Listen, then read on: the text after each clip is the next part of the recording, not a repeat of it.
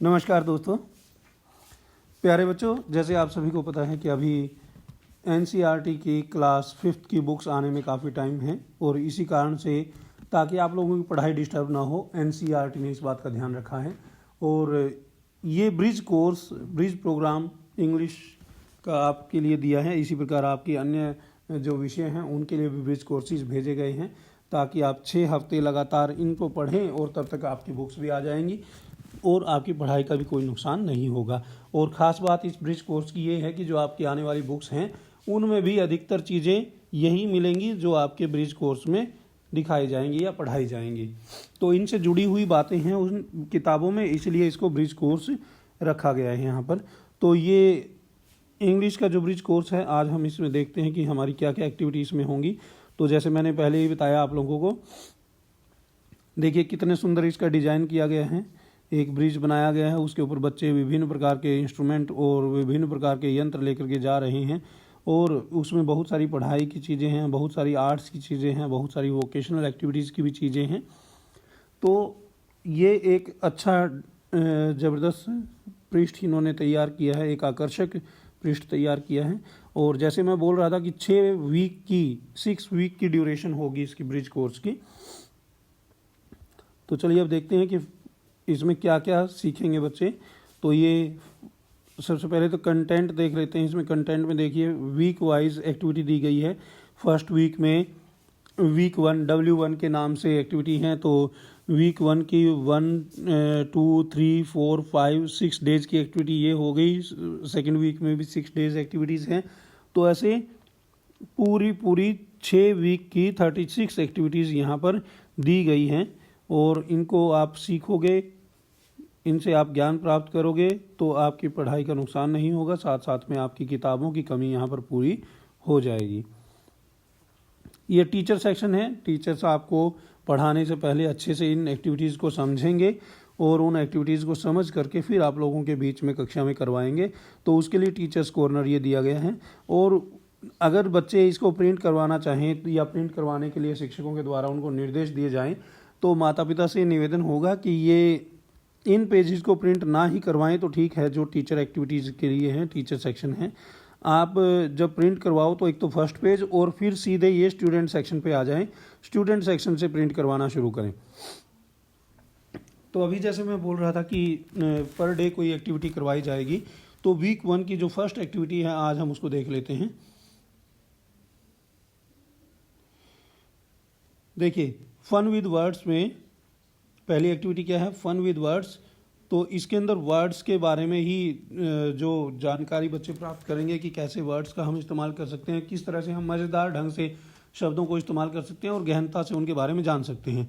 In this activity words are strung together like pairs on a thread. जैसे धागे में मोतियों को पिरोया जाता है, ऐसे आप पिरोएंगे उनको और कुछ मीनिंगफुल कोई सेंटेंस बनाएंगे। However these can not be just any words, all of them have to begin with the same letter of the alphabet. इसमें क्या करना पड़ेगा कि सेम लेटर से अल्फ़ाबेट चूज करने पड़ेंगे। उनके अंदर हर वर्ड जो है वो उसी लेटर से होना चाहिए जिस लेटर से हम फर्स्ट वर्ड लिखेंगे। तो देखिए अब इसमें फन विद वर्ड्स में भी notice that the first letter of each word has the same letter. देखिए अब इसमें आपको पता लग जाएगा कि किस प्रकार इसने ये क्यों कहा है कि फर्स्ट लेटर जो है वो सबका सेम होना चाहिए। तो यहाँ पर आप इस पिरामिड में देखेंगे, तो इस शेप में देखेंगे तो यहाँ पर ये फर्स्ट लेटर जो है कैरेट्स, ये सी से बना है, कट भी सी से बना है, कैरेट्स भी सी से बना है। फिर उसके बाद कैरेट्स जो है वो ऐसे ट्रांसफ़र होता जा रहा है नीचे, कट जो है इधर आ गया और आगे आ गया चंदू। तो चंदू भी सी से बना है। तो सभी का जो फर्स्ट लेटर है वो क्या है, सी है। तो एक और चीज़ ध्यान देने वाली है इसमें कि फर्स्ट जो वर्ड हमने यूज़ किया, सबसे ऊपर वाला वर्ड जो यूज़ किया, ये क्या है, एक नाउन है। अब नाउन जो है वो लास्ट में चला जाता है, ऑब्जेक्ट बन जाएगा। और सेकंड जो है ये एक वर्ब है, क्योंकि सेंटेंस हम तभी बना पाएंगे मीनिंगफुल जब कोई वर्ब भी उसके अंदर हो। और फर्स्ट जो वर्ड है वो है चंदू, ये भी एक नाउन है।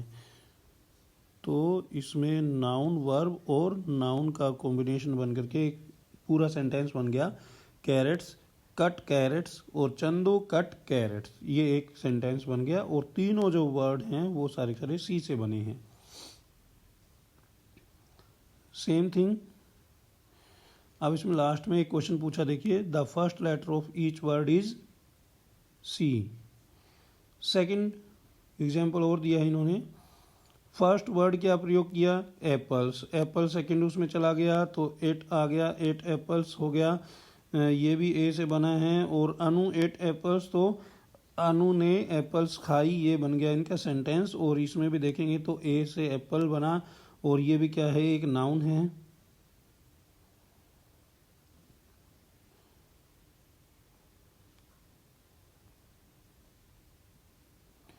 और दूसरा जो वर्ड आया है ये एट, ये है एक वर्ब और वर्ब में ये पास्ट फॉर्म है किसकी, ईट की,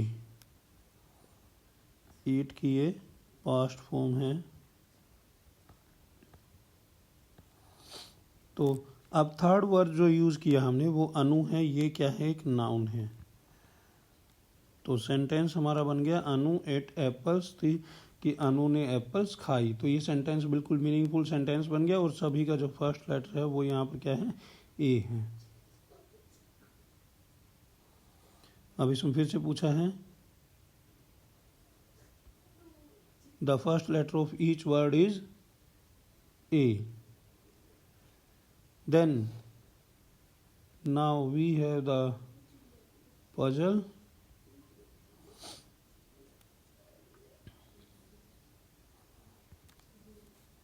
Now we have to do the same thing as we have done above.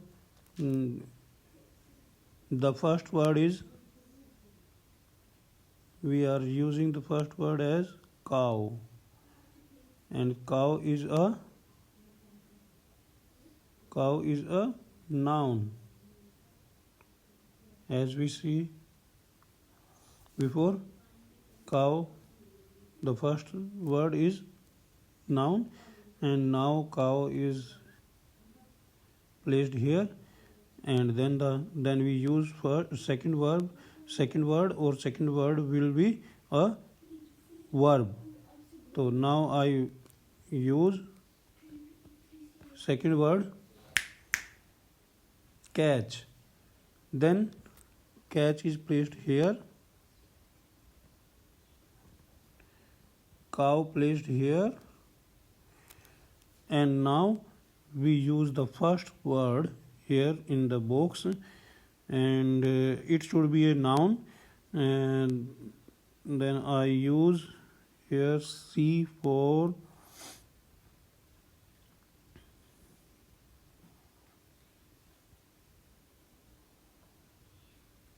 no, it's not Chandu, because Chandu used in the earlier activity, we use here Chandar. Okay, Chandar catch cow. Now it is a very meaningful sentence. Chandar catch cow, Chandar ने गाय को पकड़ा, and all the words used here begin with C. The first letter of all the words is C. तो इस तरह आपने देखा कि किस तरह हम वर्ड्स को एक फन के रूप में हम इसकी एक्टिविटी को कर रहे थे। तो ये आपकी फर्स्ट एक्टिविटी थी, फन विद द वर्ड्स। तो इस तरह आप घर पे भी और भी ऐसी अपने एक पिरामिड बना करके और ऐसा गेम कर सकते हैं आपस में, या मम्मी पापा को बना के दिखा सकते हैं। तो ये फर्स्ट एक्टिविटी आपकी संपन्न हुई, ख़त्म हुई, और we will meet with the second activity in the next video. Okay, bye, stay healthy, stay blessed, thank you very much.